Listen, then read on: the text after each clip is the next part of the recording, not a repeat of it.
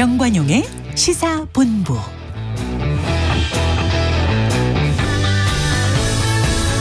여러분 안녕하십니까? 정관용입니다.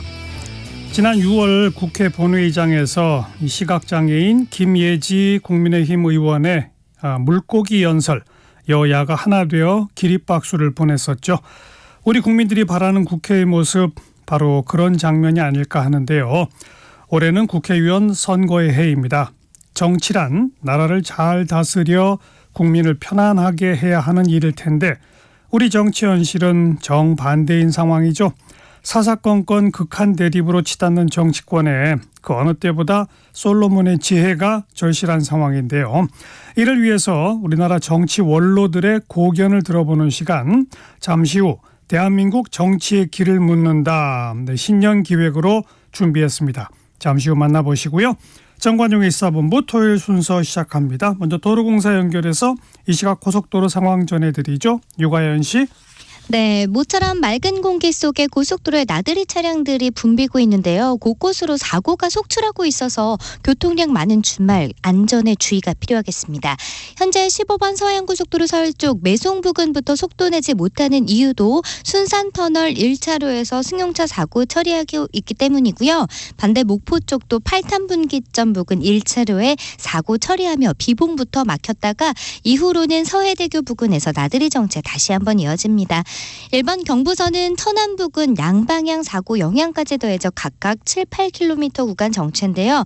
오늘 서울 도심으로 당일치기 나들이 가는 분도 많은지 서울 쪽은 평소 같은 시간대보다 시구간 진입이 더 어렵습니다. 금토 분기점 부근부터 11km 구간 정체입니다. 겨울 스포츠 즐기러 강원권으로 향하신다면 50번 영동선 강릉 쪽이 가장 막힙니다. 수도권에서는 둔대와 용인을 중심으로, 강원권에선 원주를 중심으로 총 23km 구간 정체고요.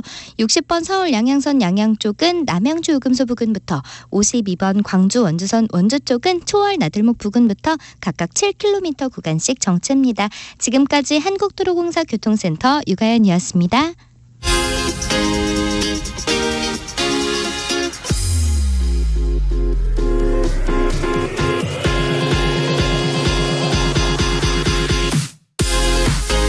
대한민국 시사의 중심, 토요일 일요일 낮 12시 10분 KBS 1라디오 정관용의 시사본부. 토요일 주간 뉴스 브리핑, 내일신문 박준규 기자와 함께하죠. 박 기자 어서 오세요.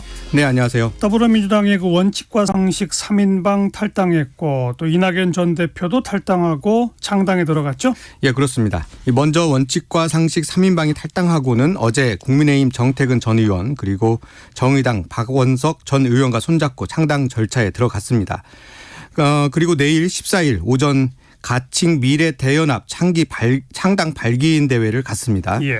이들은 이 승자독식 기득권 정치 타파에 동의하는 모든 세력, 자기 기득권을 내려놓을 각오가 되어 있는 모든 세력, 그리고 실종된 도덕성을 회복하고 신뢰받는 정치를 만들겠다는 모든 세력을 함께할 대상으로 제시했습니다. 그리고 함께 사는 미래를 앞세웠습니다. 이 미래대연합은 민주당, 국민의힘, 정의당의 전 현직 의원들이 모두 만났다는 게 장점이면서 특징입니다. 그러네요. 그래서 미래대연합은 스스로를 플랫폼으로 규정하고 이낙연 신당 그리고 이준석 신당을 합치는 빅텐트의 중심축이 되겠다는 의지를 갖고 있습니다. 네, 이낙연 신당도 본격적인 창당 절차를 밟고 있는 거죠? 예, 이번 주에 이낙연 전 대표가 탈당했고 가칭 새로운 미래는 다음 주 화요일 16일에 창당 발기인 대회를 갖고 2월 초까지 독자 창당하겠다는 게 현재의 스케줄입니다. 이 창준위에서 이 전 대표는 이낙연 전 대표는 다소 뒤로 물러설 가능성이 있다고 합니다. 창준 위원장을 맡지 않는다, 이런 얘기도 들리고요.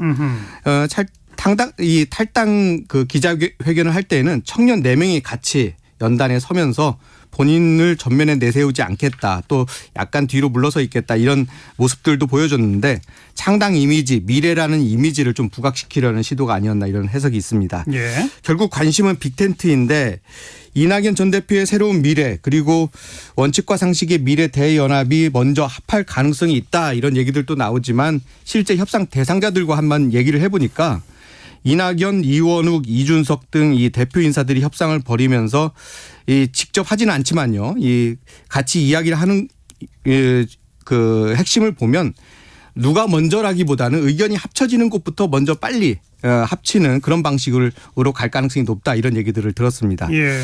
내일 미래대연합 창준이 발기인 대회에 이 이낙연 전 대표, 이준석 전 대표도 참석하면서 다시 한번 화제를 모을 것으로 보이는데요.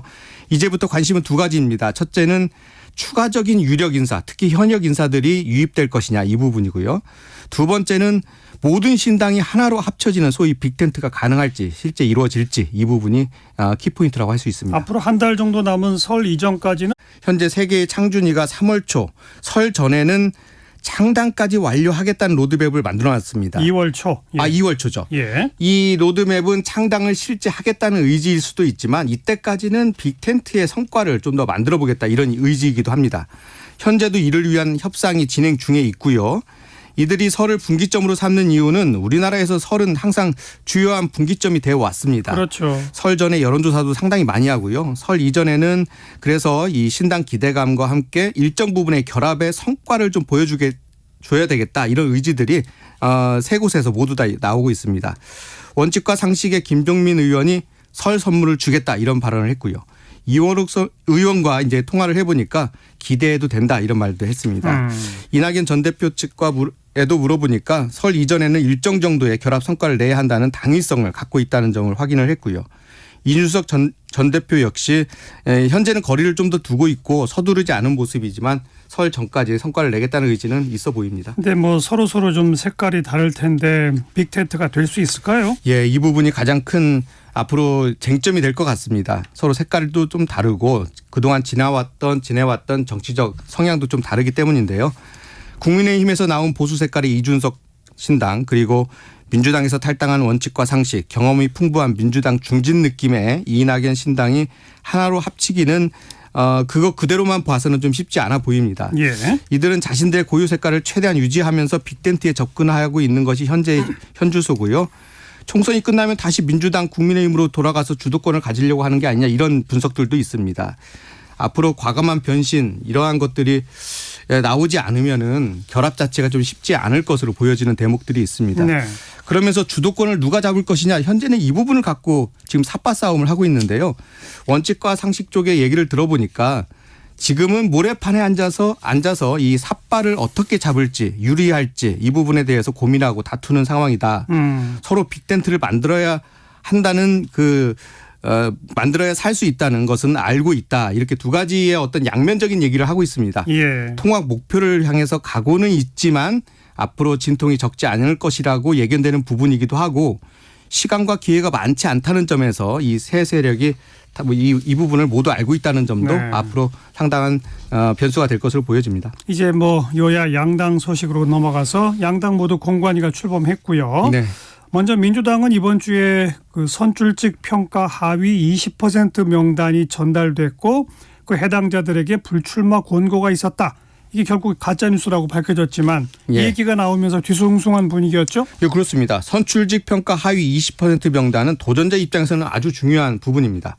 민주당이 시스템 공천을 내세우면서 경선 지역이 상당히 많아졌습니다. 민주당 경선은 여론조사, 국민 여론조사 50%, 권리당원 여론조사 50%로 승부를 내는데 이 평가 하위 10%에게는 30% 감점을 주기로 돼 있습니다. 예. 예를 들어서 경선 결과 지지율이 50% 나왔고 하위 10%에 포함됐다면 자신이 받은 지지율의 30%, 즉 15%포인트의 감점을 받게 되니까 지지율이 35%가 되는 겁니다. 예. 실제 경선에서는 이렇게 되면 당락을 가를 수 있는 수준의 그렇죠. 페널티가 될 수 있다는 거죠. 예. 청년이나 신인 등 도전자 입장에서는 현역 후보 중에서 누가 하위 20% 또는 10%에 들어갈까가 아주 중요한 대목이고요. 또 이것을 가지고 유권자에게 호소할 수도 있는 겁니다. 당연하죠. 그런데 무슨 이유에서인지 이 하위 20%에 속하는 명단이 개별 의원에게 전화로 통보가 됐고 이들에게 지도부에서 불출마를 공고했다는 얘기가 돌았습니다. 실제로 특히 호남 지역에서 많이 돌았다고 합니다. 그래서 기사로도 나왔고요.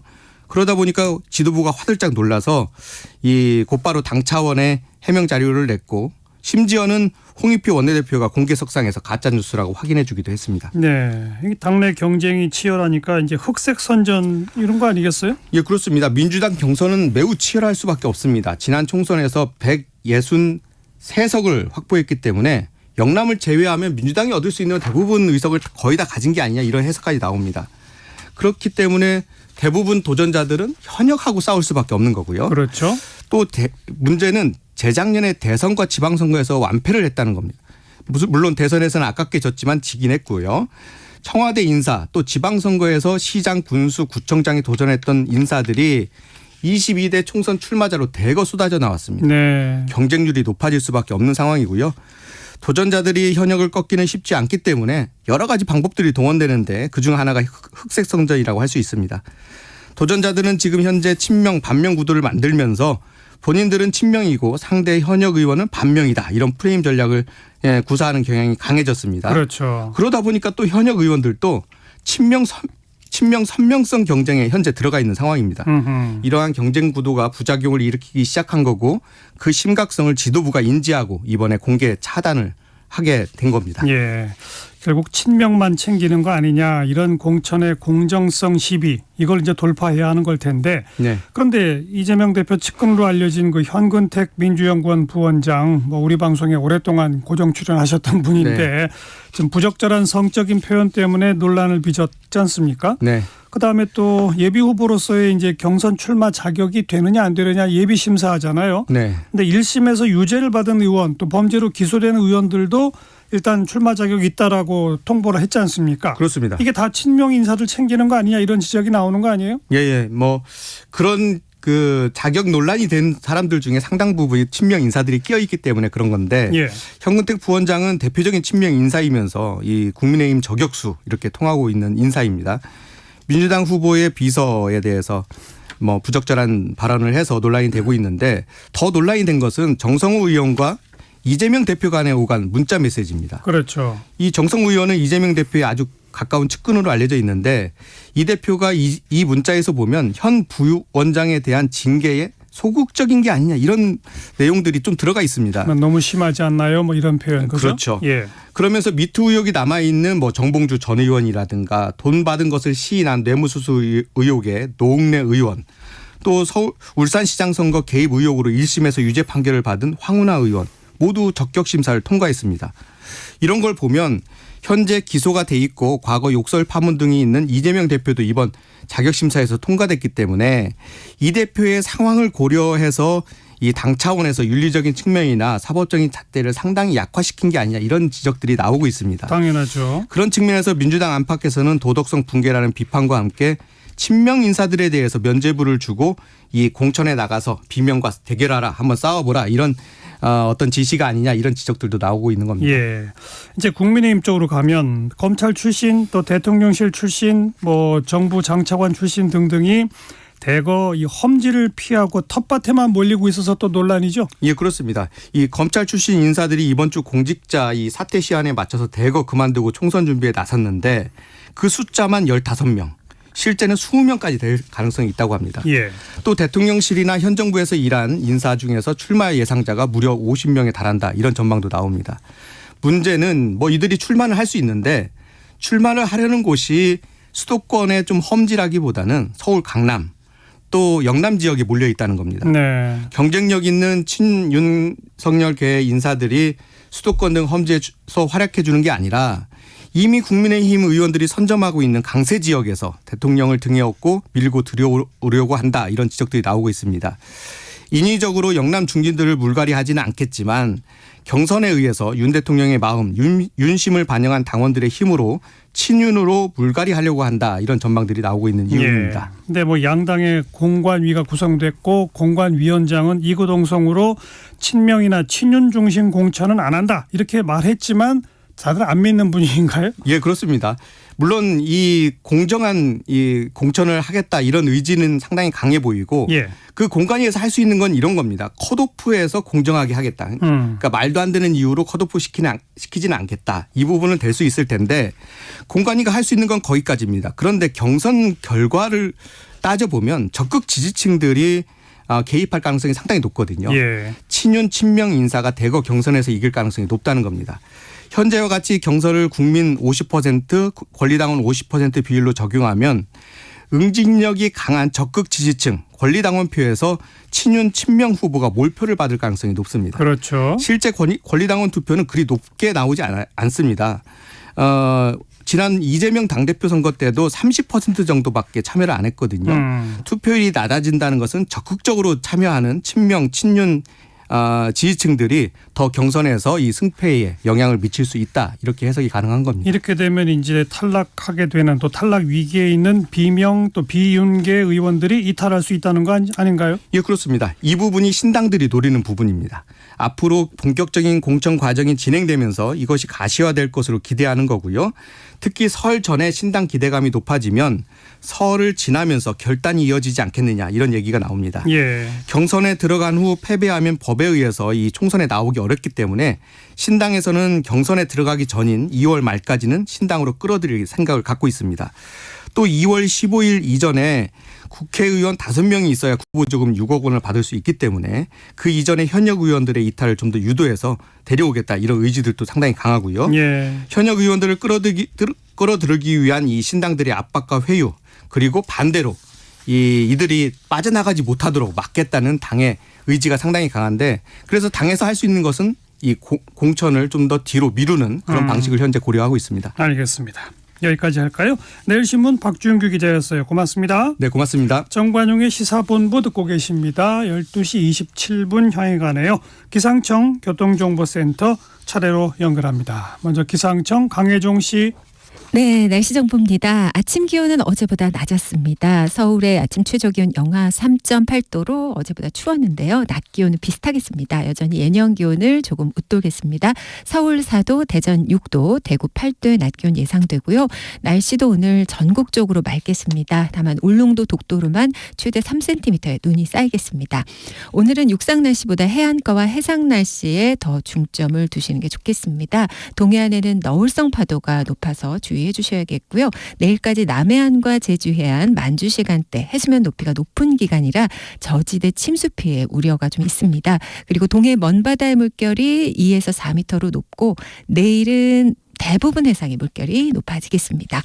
내일은 전국 대다수 지역에 비나 눈이 내리겠습니다. 서울 등 중부 대부분 지역 오전에 비나 눈이 시작되겠고요. 낮에는 충청, 오후에는 남부지방까지 확대됐다 저녁에는 그치겠습니다. 경기도와 제주도는 1cm 정도, 또 강원 산지에는 최대 7cm의 눈이 쌓이겠습니다. 서울 경기에는 5mm 정도의 비가 뿌려질 걸로 예상되는데요. 최근 눈 쌓인 지역도 있고 또 내일 비나 눈이 내리는 지역에서 빙판이 나타날 수 있어서 주의하셔야겠습니다. 지금 서울의 기온 1.5도입니다. 날씨 정보였고요. 다음은 이 시각 교통 상황 알아보겠습니다. KBS 교통정보센터의 공인혜 씨입니다. 네, 이 시각 교통정보입니다. 지방 방향 최대 정체 시간에 들어서면서 사고로 지나기 어려워진 곳들이 많습니다. 먼저 서해안고속도로 목포 방향 8단 분기점의 사고 차량 1차로에서 정리 중이지만 뒤로 2km 구간 처리 여파로 정체가 되고 있고요. 이후 서평택에서 서해대교까지도 차가 많습니다. 반대 서울 쪽 서해대교 부근으로 사고의 영향이 남아있고 순산터널 부근 1차로의 사고 여파는 매송부터 6km 구간에서 크게 받습니다. 영동고속도로 강릉 방향 둔대에서 부곡, 용인에서 양지터널 까지 더디고요. 강원권 진입해선 원주에서 새마을 쪽으로 긴 구간 밀려 지납니다. 반대 인천 쪽 부곡부터 밀리는데 이후 둔대 분기점 3차로에서 화물차 사고가 나 어려움을 더합니다.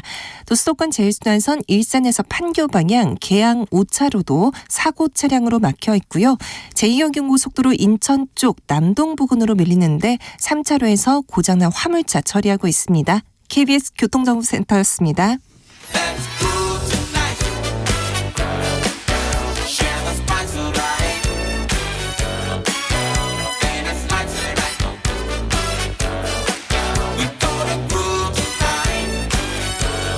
국민 MC 정관용.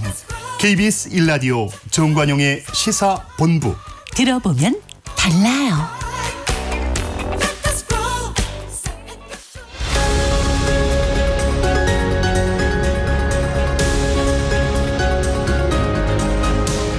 KBS 1라디오 정관용의 시사본부 신년 기획 대한민국 정치의 길을 묻는다.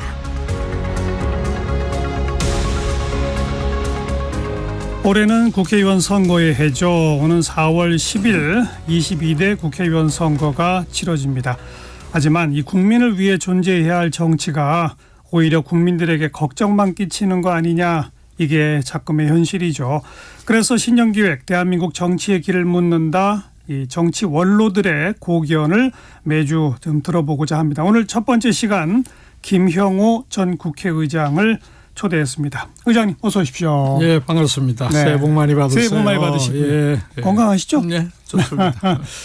의장님이 국회의장 하신 게 2008년부터 10년까지니까. 그렇죠.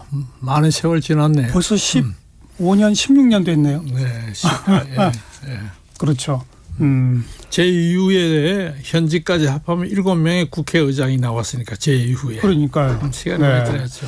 의장도 14년이 퇴임하시고, 됐다. 의장 퇴임하시고는 이제 뭐 책도 쓰시고, 네.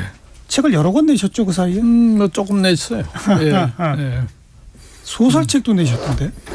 남들은 소설책이라 그러는데 사실 소설책이 아니고 역사 책인데요. 예, 예. 그걸 이제 그 소설 형식으로 좀 독특하게 엮었던 거예요. 네, 네. 그 역사적인 어떤 팩트, 사실을 찾느라고 그때 무진 고생을 했죠. 책도 많이 읽었지만 관련 서적도 많이 읽었지만은 현장을 답사하고 또 관련 전문가, 특기적 예. 전문가 교수들하고 수십 번, 수백 시간에 걸친 인터뷰, 예. 이런 것이 막 그 책의 예. 그 생명을 올려주지 않았나 이 생각이 듭니다. 뭐 옛날 기자 출신이시니까 뭐 그 당시에 어떤 그 취재, 예. 그러니까 이번에도 취재를 해서 그런 책을 쓰셨다, 그 말 아닙니까? 그렇죠. 그래서 항상 제 어떤 그 삶의 어떤 그 중심 주체 중에 하나가 네, 답은 현장에 있다. 그렇죠. 그래서 제가 그때도 책을 뭐 수백 건 관련 서적을 읽었는데 현장이 궁금한 거예요. 또 현장에 대한 매치가 잘 안 되는 경우도 있고 해서 그래서 현장을 그냥 누빈 거죠. 네. 4년 동안. 네, 네. 그러면서 정치에 대한 관심을 놓을 수는 없지 않습니까? 그럼요. 예. 그렇죠. 예. 또 뭐 현역 정치 후배들도 뭐 계속 꾸준히 만나고 그러시죠? 아무래도 저 뭐 정치가 모든 게 다 그렇지만 정치를 한번 했다가 떠나도 정치는 영원한 거죠. 그러니까요. 근데 출마를 안 할 뿐이지. 예. 정치인으로 제가 항상 분류되고 있지 않습니까? 제가 아무리 정치인이 아니라고 그래도 그렇죠. 정치인으로 분류하죠. 네. 네. 그렇게 이제 뗄래야 뗄 수 없는 그런 관심을 갖고 그렇습니다. 정치를 지켜보시는데 현 21대 국회 이제 조금 있으면 끝납니다. 그렇죠. 예. 또 윤석열 정부 출범 이후에 지금 여야 관계, 여의도 국회의 모습 한마디로 어떻게 평가하세요?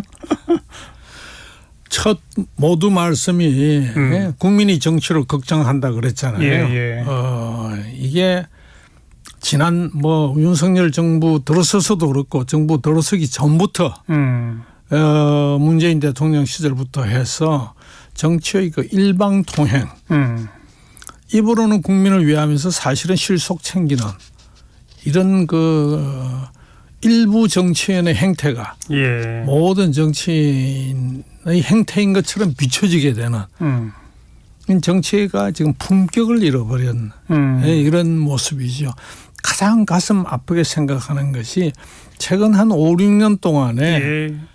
정치권에 의해서 국민 갈라치기, 갈등과 분열이 이렇게 극심한 적이 언제 있었던가. 예. 항상 정치인은 뭐 당선되기 위해서 수단과 방법을 가리지는 않기는 하지만은 그렇다고 해서 최소한의 염치는 있고 기준은 있어야 되는데 이제는 그거마저 사라져 버려 가지고 히틀러 시대 괴펠스가 말했던 것처럼 거짓말도 자꾸 하면 진실처럼 들린다는 식으로 너무 뻔뻔스러워진 정치 행태를 보이는 데에서 국민이 지금 마비되고 어떤 부분은 좀 중독되는 부분까지 있고 뭐 좋은 말로 저는 뭐 좋아하지 않습니다는 이긴 하지만 정치적 팬덤 현상까지 생겨나고 아주 좀 걱정스러운 대목이죠. 일방통행, 갈라치기, 뻔뻔스러움, 선동. 뭐 제가 좀 정초부터 좋은 말을 못하게 돼버렸네요. 뭐 좋은 말씀을 하실 만한 상황이어야 좋은 말을 하죠. 참 안타깝죠. 우리 의장님 정치 처음 시작하신 건 몇 년도였죠? 제가 이 정치 시작한 게 1990년 가을이었습니다. 그때가 이제 지구당 그 위원장이 됐죠. 예. 그러니까 선거 2년 전에 선거 2년 전에 지구당 위원장 청와대에 있다가 그렇죠. 청와대 전에 국무총리실. 그래서 뭐 제가 이력 중에 조금 뭐 독특하다 특이하다는 게 정치 관련 공무원 공직 부처에서 10년을 근무했다는 거예요. 그러니까 기자 하시다가 총리 비서실, 외교안보연구원 총리 비서실 갔다가 청와대 갔다가 다시 총리 비서실 갔다가 다시 청와대로. 그래서 거기도 청와대 총리실에서는 정무비서실에서만 그러니까 10년 가까운 생활을 보냈죠. 사실은 1990년이라고 아까 그러셨습니다만 한 80년부터 정치권 속에 계셨던 거 아니에요? 그죠. 정치를 이제 직접적으로 보게 되고. 그러니까요. 총리실에서는 그 국무총리님. 예. 그 국회에서 질의하면 그 답변자로서는 건 제가 최종적으로 제가 챙겼으니까요. 네. 그러니까 어찌 보면 좀 간접적으로 정치 활동 시작하신 거는 80년부터다. 80년대. 그렇죠. 80년은 아니고 80년대부터였기 때문에. 그리고 이제 현역 의원 되신 거는 92년 이제 92년 4월 총선에서 그렇죠. 들어왔습니다.만은 그런 어떤 정치 경험, 정무 경험을 쌓은 것이 10년간 쌓은 것이 제가 정치인 들어와서 참 도움이 많이 됐어요. 그래서 제가 초선 때부터 지금은 뭐 그런 게 있는지 없는지도 모를 정도지만은 언론에서 국정감사가 끝나고 나면 국정감사 스타 의원을 언론사별로 발표하죠. 제가 빠진 적이 없어요. 그게 다 그런 어떤 경험, 그렇죠. 도움이 됐던 것 같아요. 뭐 87년 이전은 아무래도 이제 뭐 군사 독재 체제니까 그렇다 치더라도 88년 노태우 정부 이후 뭐 여소야대 사당 정치도 보셨고 또 이제 다양한 정치적 우여곡절들 뭐 김영삼 정부, 김대중 정부 쪽 다 거치셨는데 그 당시에는 지금보다는 그래도 뭐 여야가 열심히 싸우기도 하지만 또 서로 만나서 뭐 머리를 맞대고 뭐 이런 어떤 문화가 좀 있었지 않습니까? 아니, 제 경우도 그랬죠. 제가 뭐 당의 한나라당 제1야당 원내대표를 할 적에도 제가 그랬고 그때도 뭐 살벌했죠. 여행적으로는. 그러나 여야 간에 끈질긴 교섭을 하고 접촉을 하고 대화하고 그렇죠. 그렇게 하고 그 앞에 제가 국회 들어오기 전입니다만은 여소야대가 한번 낸 적이 있지 않았습니까? 그 노태우 대통령 3당 통합하기 전에. 그때 여소야대 때는 4당 정치 여소야대. 그렇죠. 그때는 여당이 조금 괴롭기는 했지만은 여소야대 상황에서 합의로 추진하고 합의로 통과된 게 굉장히 많았어요. 지금 정치가 그때를 조금 교훈을 삼았으면 하는데 우리는 되게 건망증이 있는지 자존감이 너무 강한지 과거를 참고를 안 하는 것 같아요. 아무튼 그런 그 여야 간에 그래도 절충하고 타협하고 치열히 싸우다가도 다시 만나고. 그러면 그렇게 하는 게 저녁에 술도 한잔 하고. 아니 정치라는 게 그런 거 아닙니까? 뭐 그때는 아주 비아냥을 많이 했지요. 낮에는 싸우다가 밤에는 같이 술 마신다 그런 얘기를 뭐 우리 선배 정치 행태를 그렇게 꼬집고 비아냥을 했지만은 차라리 지금보다는 그게 나았던 것 같아요. 대화가 되는 거. 정치라는 거. 국회라는 거 대화하라는 거 아니겠어요? 근데 그게 사라지기 시작한 게 언제부터라고 보세요? 언제부터라기보다도 점점 이렇게 특히 탄핵 이후. 탄핵 이후에 노무현 대통령 탄핵 노무현 대통령 탄핵 박근혜 대통령 탄핵 이후에 이 정치를 그 승자와 패자 어떤 그 개념으로 나눠버려 가지고 상대방에 대해서 그 관용은커녕 인정을 안 하려고 하는 너희들은 패자다.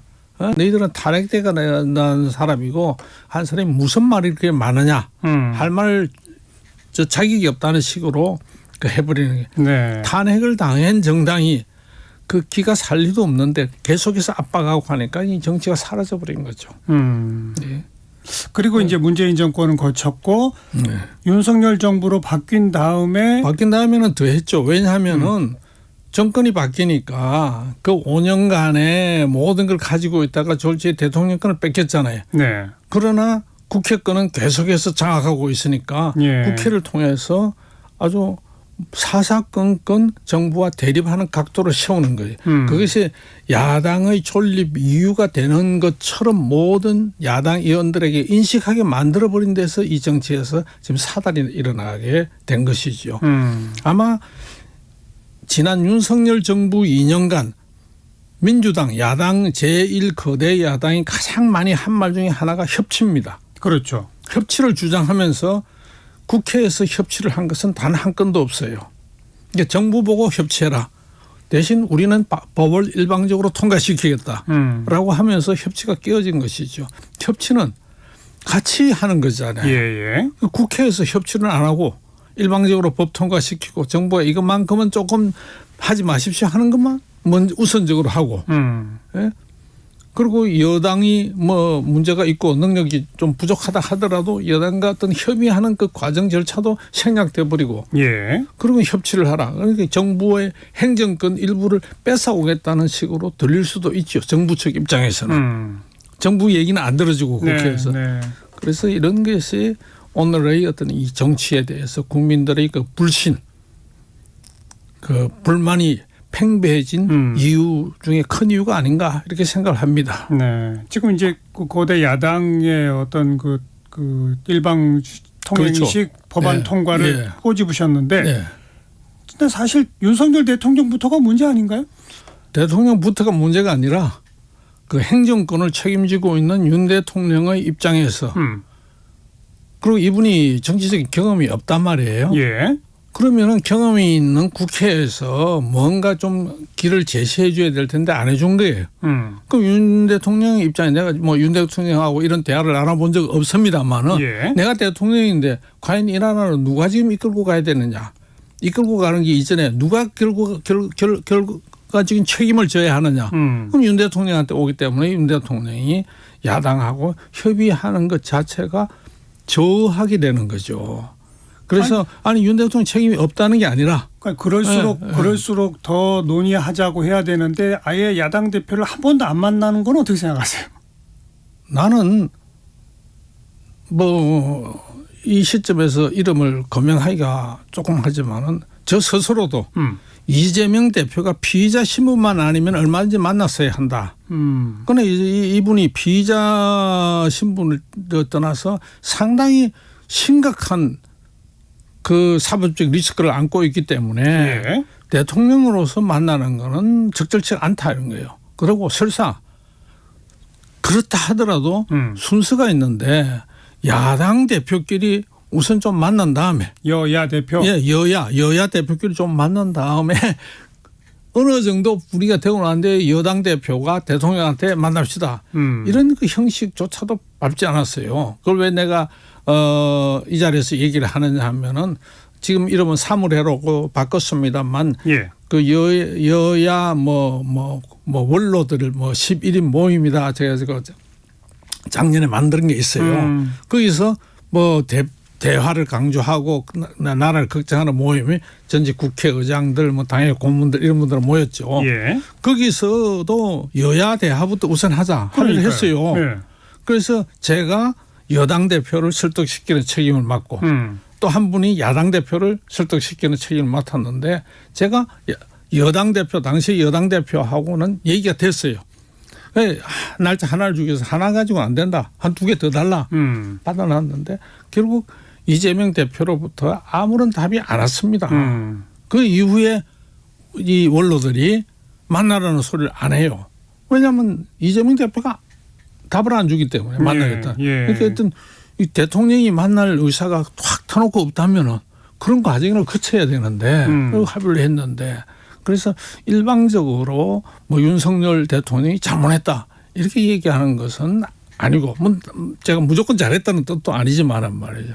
그런 측면이 있다 하는 말씀이죠. 그런데 결과적으로 협치나 뭐 정치를 작동시키는 데 있어서는 권력을 쥔 쪽이 먼저 변해야 되는 거 아닌가요? 맞습니다. 그건 뭐 이의가 없어요. 그렇죠. 네. 그런데 권력이 뭡니까? 권력이라는 것은 대한민국은 삼권입니다. 민주주의 국가이기 때문에 행정 권력은 윤 대통령이 가지고 있지만은 입법권, 국회권은 완전히 야당이 마음대로 하고 있지 않습니까? 그러니까 협치를 하려면 서로 좀 세월을 해야죠. 예. 이 얘기는 그만하는 게 나을 것 같아요. 왜 괜찮습니다. 예? 오늘 이런 말씀 들으려고 모신 거니까. 그러니까 결국 행정 권력도 일방 통행식이고 의정 권력도 일방 통행식이고 그래서 충돌만 계속되는 그렇습니까? 거 아닙니까? 예. 행정권이라는 거는 본래가 일방 통행입니다.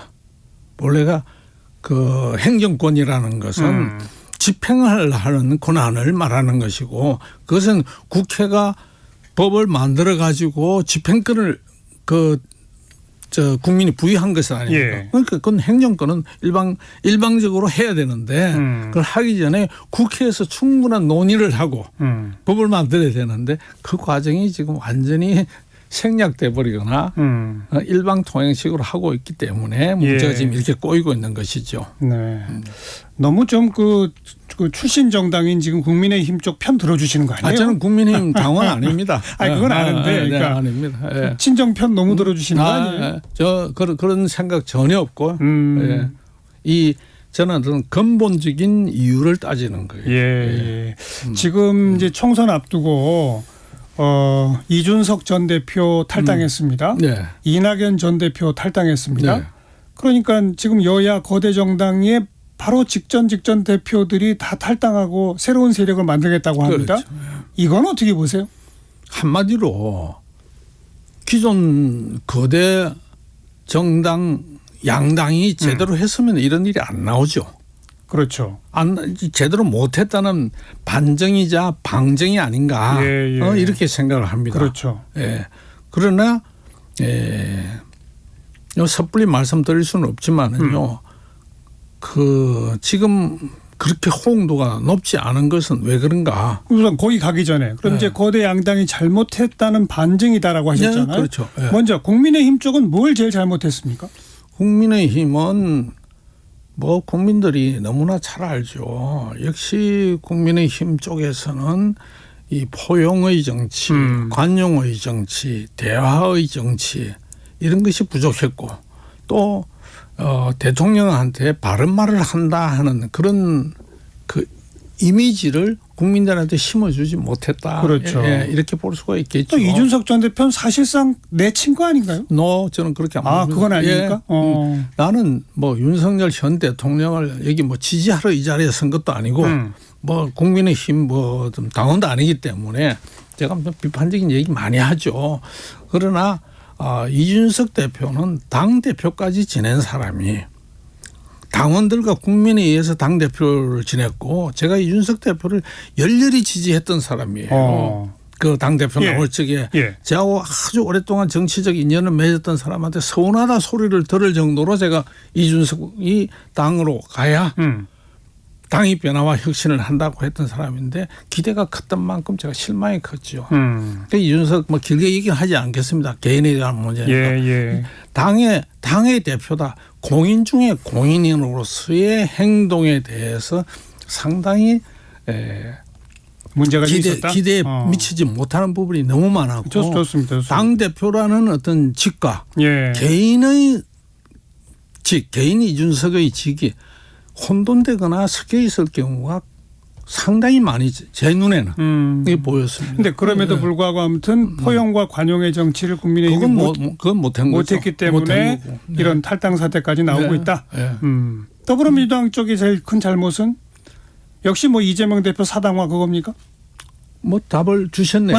답을 주셨는데 민주당은요 지금 국회에서 다수당이잖아요. 다수당이라고 보면 거대 정당입니다. 거의 3분의 2에 가까운 영향력을 행사에 과반수만 하는데 지금 민주당의 결정적인 문제는 뭐냐? 이재명 대표가 들어서서부터 더 노골적으로 됐겠지만은 과연 민주당은 수권 정당, 차기 정권을 담당하려고 하는 정당이냐? 그렇지 않으면 계속해서 비판만 하고 견제만 하고 반대만 하고 방해만 하는 정당으로 국회의원직만 가지려고 하는 정당이냐. 저도 야당을 10년 하고 여당을 10년 해봐서 야당 때가 편하고 좋다 이런 말 많이 하거든요. 야당 책임질 일 없으니까. 그러나 민주당이 이번 총선에는 정권 심판론도 있지만 야당 심판론도 있다 하는 얘기는 민주당이 과연 수권 정당으로서 정권을 맡으려고 하는, 내가 정권을 맡는다면 과연 이런 법으로 이런 식으로 할 것인가 하는 데 대한 고민을 하는 목소리가 민주당 내에서 지금 못 나오게 돼버렸다. 이게. 알겠습니다. 이재명 체제에 들어서서. 그러니까 나는 그게 심각한 문제라고 봅니다. 자, 그래서 이제 여야 모두 전직 대표들이 탈당하고 뭐 제3지대 신당 창당 뭐 움직임들이 활발한데, 조금 아까 말씀하신 거 제가 잠깐 잘랐습니다만, 그러나 국민의 기대는 높지 않은 것 같다. 총선 결과를 어떻게 전망하세요? 총선 결과를 지금 오늘 현재 며칠 전입니까 선거? 이제 한 100일 정도 남았습니다. 100일 좀 지났죠. 90일 조금 넘었죠. 예. 지금 현재 예측은 사실은 뭐 누가 이긴다, 누가 진다 이렇게 예측한다는 것은 지금으로선 어려운 일입니다. 뭐 어떤 전문가가 뭐라고 한다는 거 자기 어떤 그런 어떤 감으로만 얘기하는 것이고요. 지금은 제가 공식적으로 얘기하면 지금은 누가 이길지 모른다. 하는 겁니다. 왜냐? 선거 우리나라만큼 이게 다이내믹한 정치가 없죠. 다이내믹할 뿐만 아니라 미디어가 발달되어 있고 이렇기 때문에 일주일 전에 정도 되면은 추세가 나올 것이다 이렇게 봅니다. 그런데 그 제3지대는 큰 위력을 발휘하기는 어렵다고. 현재로서는. 그러나 그것도 모른다. 그것도 좀 두고 봐야 돼요. 양당이 하기 나름이고 또 그렇죠. 제3당이 하기 나름인데 현재로서는 위력 발휘하기는 쉽지 않다. 알겠습니다. 4월 10일 총선에서 구성될 차기 22대 국회, 제발 이렇게 좀 해라. 마지막 한 말씀 하신다면. 22대 국회요. 우선 국회의원들이 이제 조금 다른 식으로 접근을 하자면은요. 국회가 왜 이렇게 욕을 먹는가? 그럼 22대 국회에서는 꼭 해야 할 게 있습니다. 뭐냐 하면은 국회 윤리위를 제대로 만들어야 돼요. 윤리위를 만들어 가지고 윤리위원회는 독립적인 사람들로, 국회의원이 아닌 독립적인 사람으로 상설적으로 해서 사건이 일어나면 바로 모여서 바로 결정을 하고, 윤리위원회 결정 사항에 대해서는 국회 이 당 저 당에 손 못 대고 본회의에서 바로 결정을 내려버리는. 알겠습니다. 윤리위원회가 역할을 하면 국회의원들이 정신을 바짝 차려서 이런 일 안 한다 저런다 합니다. 두 번째, 제가 세 가지만 얘기를 할게요. 두 번째는 뭐냐. 지금 선거구 획정위원회가 있어요. 법에 의하면은 1년 전에 하도록 돼 있는데 맨날 법억이죠. 지금은 100일도 안 남았는데 선거구가 어떻게 될는지 모르고 있는 국민들이 많아요. 비례대표를 포함해서. 이건 국민들에 대한 배신이냐 배반입니다. 그렇죠. 그래서 어떻게 하느냐. 1년 전에 획정하라는 이 법을 지키기 위해서 다음에는요. 1년 전에 획정하지 못하면은 그 현역 국회의원은 국회의원 출마하지 못한다. 이걸 하나 집어넣어야. 알겠습니다. 세 번째는요. 국회의원 왜 합니까? 의정활동, 국회 활동 잘하라고 하는데 무엇이 좋은 의정활동인지 잘못한 의정활동인지에 대한 개념조차도 정의조차도 없어요. 그래서 의정활동을 잘했는지 못했는지 하는 의정활동 평가서를 국회의장 주관하에서 여야 합해가지고 외부 용역을 전문가 용역을 줘가지고 의정활동 평가서를 만들어서 외부에서 이 의정활동 평가서의 입장에서 잘한 사람은 총선에서 공천을 보장받고 알겠습니다. 못한 사람은 다음에 경선에 들어가고 이런 식으로 해야 국회가 달라진다 이렇게 말씀드립니다. 그 개인적으로 가장 존경하는 정치인은 누구셨습니까? 존경하는 정치인이 가장 존경하는 사람은요. 제가 강영훈 총리님입니다. 그분이 저희 오늘 만들었고, 알겠습니다. 그분은 저의 뭐 지연, 학연, 혈연 아무 관계도 없는데 우연히 알게 돼가지고 평생을 제가 존경하게 되는 아주 훌륭하신 분. 지연, 학연 이런 것도 다 떠나서 아무것도 없어요. 알겠습니다. 지금 현역 정치인 중에 이 사람은 그래도 괜찮다 싶은 사람 하나 있습니까? 많아요. 많겠죠. 많아요. 괜찮은 사람 있고 또 억울하게 된 사람도 많이 있고요. 뭐 여야 한 명씩만 한번 꼽아 주실래요? 뭐 여기서는 안 되는 게 될까요? 한 명만 가지고는 안 될 것 같고요. 상당히 많이 있으니까. 역대 대통령 중에서는 누가 최고였습니까? 역대 대통령 다 나름대로 그랬습니다만은 제가 정치인으로서 본 사람으로서 얘기하자면은 노태우 대통령에 대한 저평가. 이거는 좀 시정이 돼야 되겠다. 지나치게 저평가되어 있다. 시간이 가면 갈수록 이분이 아니었으면 이 나라가 어떻게 됐겠나 하는 게 박정희 대통령. 참 훌륭하신 분이에요. 시간 관계상 여기까지 말씀드립니다. 예. 김영호 전 국회의장 함께 만났고요. 다음 주는 이제 임채정 전 국회의장 또 모시고 고견 듣겠습니다. 오늘 감사합니다. 네, 고맙습니다. 1부 마칩니다. 1시에 올게요.